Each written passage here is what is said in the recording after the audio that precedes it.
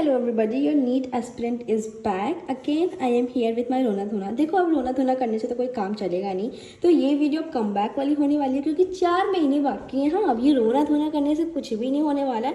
So for sure come back तो करना ही पड़ेगा। सो इसलिए मैं तुम लोग को ज़्यादा टाइम भी नहीं वेस्ट करूँगी क्योंकि तुम लोग अकेडमिक कम बैक में लगे पड़े हुए हो। तो प्लीज़ यार, ज़्यादा टाइम मत वेस्ट करो, तुम लोग भी पढ़ना स्टार्ट कर दो।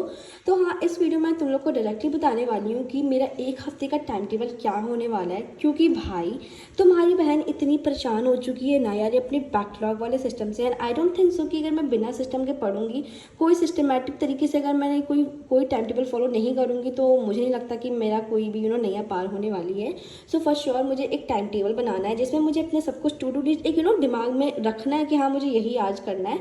तो मैं तुम लोग को वही शेयर करने वाली हूँ कि आखिर मैं पूरे हफ्ते कैसे पढ़ूंगी to complete my backlog. So just to without any further let's get into that. Okay, so ये है मेरा टाइम टेबल। देखो तुम लोग, एंड मैं 4 बजे उठूँगी, सबसे पहले मैं तहज्जुद पढ़ूंगी एंड देन 4:30 एंड 7 तक का मैं अपने वॉच टू लेक्चर में क्या बोल रही हूँ, 4:30 से लेके 7 तक का मैं अपने 2 लेक्चर देखूंगी केमिस्ट्री का, जिसमें मुझे जीओसी करना है।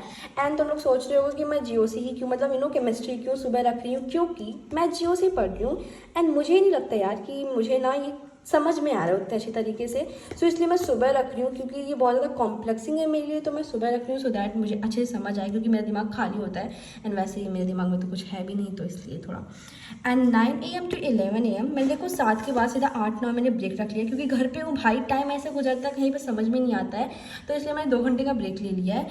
एंड अगर मैं यहाँ पे 8 लिखती तो फॉर श्योर मेरा 9 हो जाता है। एंड मैं खुद को वो गिल्ट में नहीं रखने वाली थी, इसलिए मुझे पता था कि 9, इसलिए मैंने ऑनेस्ट रखा है क्योंकि मुझे पता था कि यही होने वाला है। तो 9 AM to 11 AM मैंने रख लिया है, जिसमें मैं सिर्फ बायो का लेक्चर देखूंगी एंड जो लेक्चर देखूंगी उसी का क्वेश्चन प्रैक्टिस करूंगी। हमारा जो सर ने दिया है, जिसमें ये बायो नीट है, ये वाला जो बुक है, इसमें सारा टॉपिक वाइज दिया हुआ है क्वेश्चन की, मतलब अगर ये टॉपिक है, सेल स्ट्रक्चर है एंड देन सेल मेम्ब्रेन है, सबके अलग अलग क्वेश्चन है, तुम आराम से उसको सॉल्व कर सकते हो। तो जो मैं लेक्चर देखूंगी, जिसमें सर उस लेक्चर में जो पढ़ाए होंगे मैं उसके क्वेश्चन प्रैक्टिस कर लूँगी, जिससे मेरा क्वेश्चन का बैकलॉग नहीं लगेगा। एंड 12 से सुबह अपना केमिस्ट्री में वो जो होता है ना प्रैक्टिस वाला एंड डाउट वाला, उसको मैं नहीं करूँगी, मैं सिर्फ लेक्चर देखूंगी एंड बहुत ध्यान से देखूंगी, बहुत 1x पे करके देखूंगी, 2x पे करके नहीं देखूंगी, क्योंकि जीओसी मेरे लिए बहुत मुश्किल हो रहा है, इसलिए मैं थोड़ा सा भी उसमें केयरलेस नहीं हो रही हूँ। तो मैंने 1 घंटा दिया हुआ है, 1.5 घंटे दिया हुआ है, जिसमें मैं केमिस्ट्री के जो भी डाउट्स आएंगे उसको सॉल्व करूँगी एंड देन क्वेश्चन प्रैक्टिस करूँगी उससे लेक्चर का। एंड मैंने फिर यहाँ पे देखो 1:30 से लेकर 2 बजे तक का तो मैं नमाज पढ़ूंगी एंड देन 1 घंटे में मैं खाना वाना खाऊंगी एंड थोड़ा सा घूमूंगी। तो 3 से 5 मैंने फिर से यहाँ पे लेके मैं बैठ गई हूँ एंड 3 से 5 में मैं कोई पिछला चैप्टर करूँगी बायो का, लाइक जैसे मेरा जो चैप्टर हो चुका है उसका मैं कोई चैप्टर उठाऊंगी एंड देन जिसमें मैं 200 क्वेश्चन सॉल्व करूँगी, क्योंकि ऐसे मेरा रिवाइज हो जाएगा। मैं रिवाइज बहुत बेवकूफ़ तरीके से करती थी, मैं सिर्फ और सिर्फ अपने नोट्स पढ़ती थी एंड बुक रीड करती थी। देखो, बुक रीड करो तो बहुत अच्छी बात है, तुम जितनी बार बुक रीड करोगे एनसीईआरटी का, उतनी बार तुम नए टॉपिक्स पाओगे। पर अगर तुम जो नोट्स खुद के बनाए हो, तुम अगर वो रीड करो तो ये बहुत बड़ी बेवकूफ़ियत है। तुम या फिर तो ये बुक रीड करो, एनसीईआरटी ही रीड करो, या फिर तुम क्वेश्चन प्रैक्टिस करो। एंड क्वेश्चन प्रैक्टिस तो मेरी आई थिंक बेस्ट है एंड एनसीईआरटी रीडिंग भी बेस्ट है, तो दोनों में तुम कुछ भी कर सकते हो। बट मुझे अपना क्वेश्चन प्रैक्टिस वाला सीन ज़्यादा लंबा करना है, क्योंकि मैं क्वेश्चन प्रैक्टिस का बहुत ज़्यादा शॉर्टेज कर रही हूँ।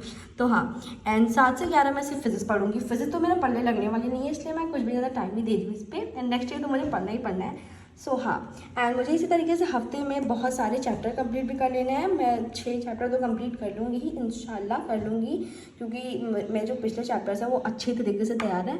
सो एंड मैं तुम लोगों के साथ शेयर भी करूँगी हर दिन का, मतलब मैं 1 हफ्ता बना रही हूँ मैं, तो हर डे का तुम लोगों को शाम को आके अपडेट दे दूँगी एक वीडियो में कि आखिर मैंने क्या क्या कंप्लीट किया, मेरे से हो पाया या नहीं हो पाया। अगर मैं फेल होंगी वो भी बताऊँगी, अगर मैं पास हो जाऊँगी तो वो भी बताऊँगी। सो यार, मेक श्योर तुम लोग सब्सक्राइब कर लो मेरी नीट जर्नी में यार, क्योंकि अगर तुम लोग सब्सक्राइब नहीं करोगे ना, तुम लोग को पता नहीं चलेगा कि ये बंदी कर क्या रही है। यार मैं 11th में हूँ एंड मैं प्रिपरेशन ऐसा कर रही हूँ कि मुझे इसी साल पेपर देना है। फिजिक्स के लिए तो नहीं, बट केमिस्ट्री एंड बायो में मैं 11th-12th का पूरा पढ़ रही हूँ। एंड बायो जो फिजिक्स है मैं 12th में भी पढ़ूंगी, 12th वाला पढ़ूंगी, 11th वाला नहीं पढ़ रही हूँ। सो हाँ, तुम लोग सब्सक्राइब कर लो, we will study together. And तुम लोग के जो भी डाउट्स हो, कुछ भी हो, do let me know in the comment section, I will clear. So yeah, till then bye bye.